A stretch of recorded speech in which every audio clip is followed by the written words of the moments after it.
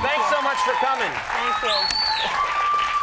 Very nice to have you with us. Thank you. Thank you for doing it. And, you know, it's almost like at this point, this thing's been talked about to death. So I thought we'll get it out of the way right here at the top of the segment. But you've been in the papers a lot lately. Yeah. Rumor about your character on Ellen, Ellen Morgan, you know, coming out of the closet. Anything you want to say about that? Right. Well, first of all, I never know what she's going to do. When I step on stage, I kind of channel, and she comes through me. Uh-huh. And so I don't know. I mean, if she does it, I think she's crazy. But but I can't control her. You know? Right. Exactly. What can you do? And I don't think it's really right of me to talk about the personal lives of my character. But if you know what it is, I think it's gotten out of hand. I think what happened is we were talking about adding a character to the show, and his name was going to be Les Bien, and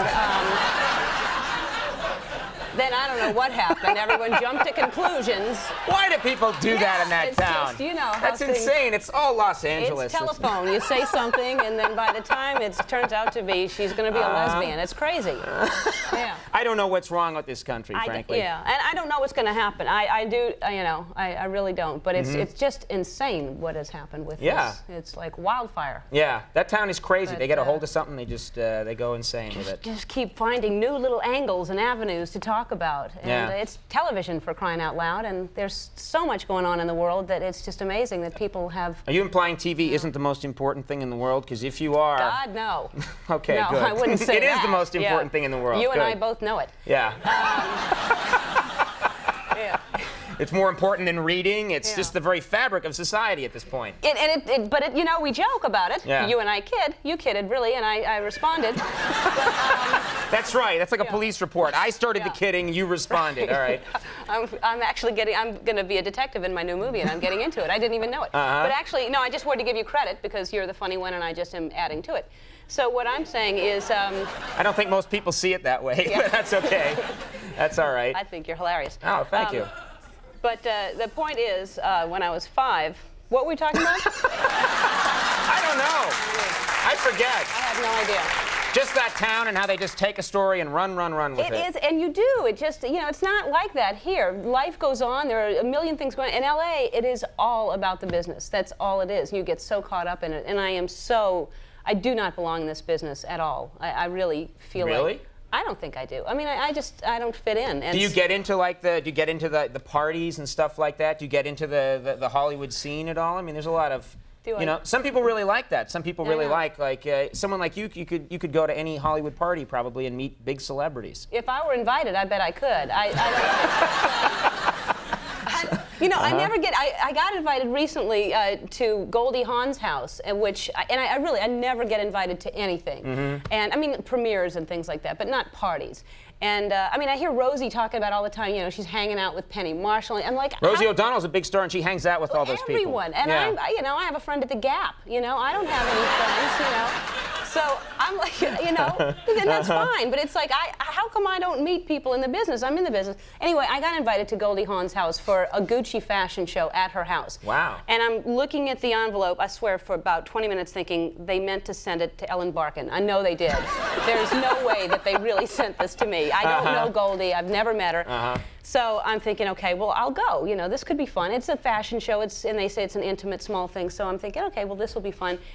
And I agonized forever what to wear to that. And I picked, you know, some white pants and a little vintage shirt, which I thought would be fine. Sure. Didn't know what time to go. And I happened to be, this sounds like I'm dropping names, but I happened to be talking to Mary Tyler Moore that morning on the phone because she did my show, so we're sort of She's friends. your friend at the Gap. Yeah.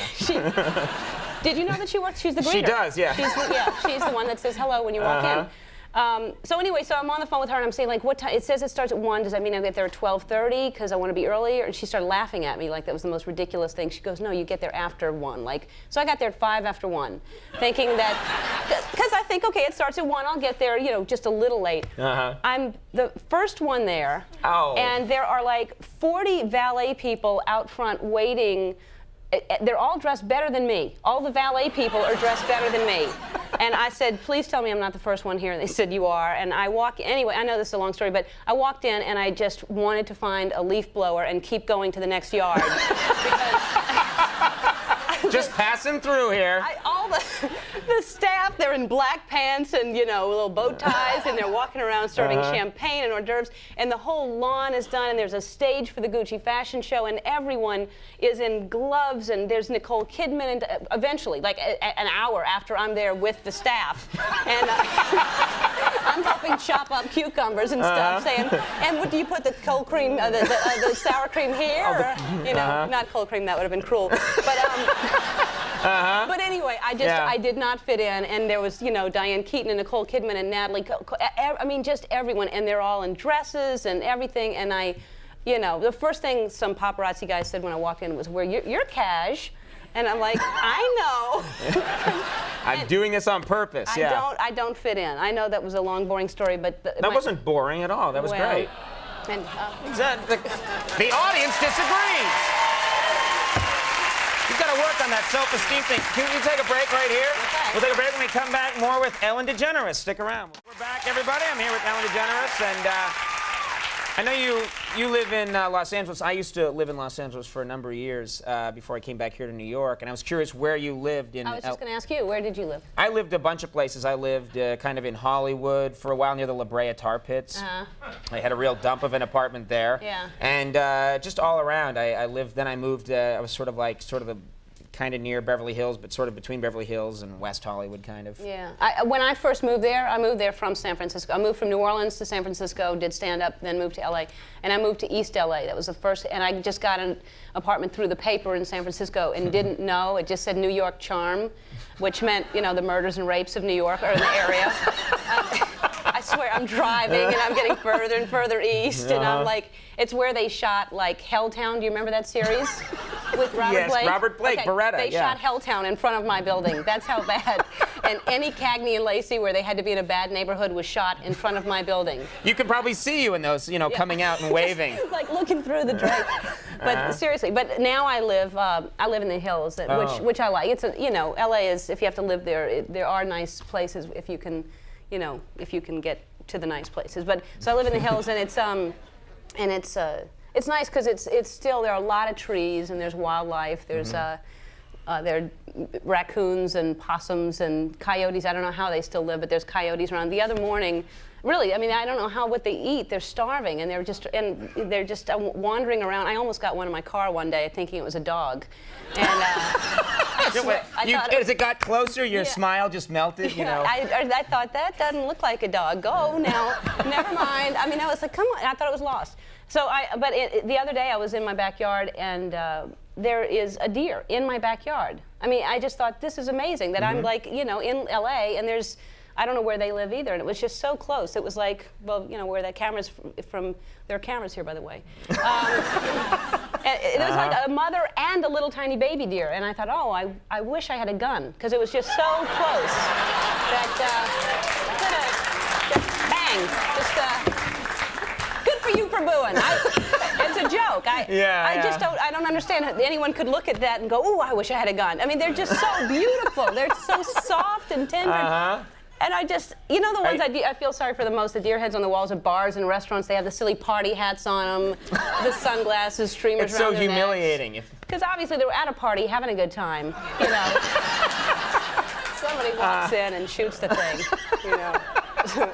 Do you? I mean, you sound like you're an animal lover. Do you like them? Yeah. Oh, I love animals. I have 2 dogs, and I watch the Discovery Channel a lot for me, but also my dogs just, you know, it's the only time they're interested in television. They really don't care about my show at all. It's like, it's me. I'm there and here, and they don't care. But with the Discovery Channel, there's animals moving around, so they're watching. I was watching the other day this fascinating migration of the wildebeest to the Serengeti. It really was fascinating. And the poor little babies, it's, you know, how sad the story is. The baby is born, and they're showing it being born, and within like 2 hours, it has to learn to stand on its feet and start moving with the pack, or else it gets left behind. So there are all kinds of wild dogs and hyenas waiting to eat it, and some of them get eaten and they don't get there. And then once they even do, if they do survive that long, they get separated, and if they do get separated, they get eaten, or they drown in like lakes. And this is how I spend my time. And so This whole segment has taken such a turn for the sour, you know. Well, this is what I figured out, because there's so many ways that, and if the mother dies, then they can't, you know, get. And I started thinking, and then they got almost to where they need to get to, and they have to drink water because they've been traveling for 2 days, and they're drinking water, and crocodiles are getting them out of the water. And so some of them finally made it, and a lot of them didn't. And I thought, this is very much like show business. That's what I thought, because there are so many ways to get you. They want to stop you. So, and there's like, you know, people saying you're no good, you're not pretty enough, you're not smart enough, you're not this, and you know, and you just got to keep walking, and you got to pass the crocodiles, and you got to keep up, and you got to say I can make it, and you got to bat those hyenas away, and you just got to keep going. That's a great. I hate show business now more than ever. My God.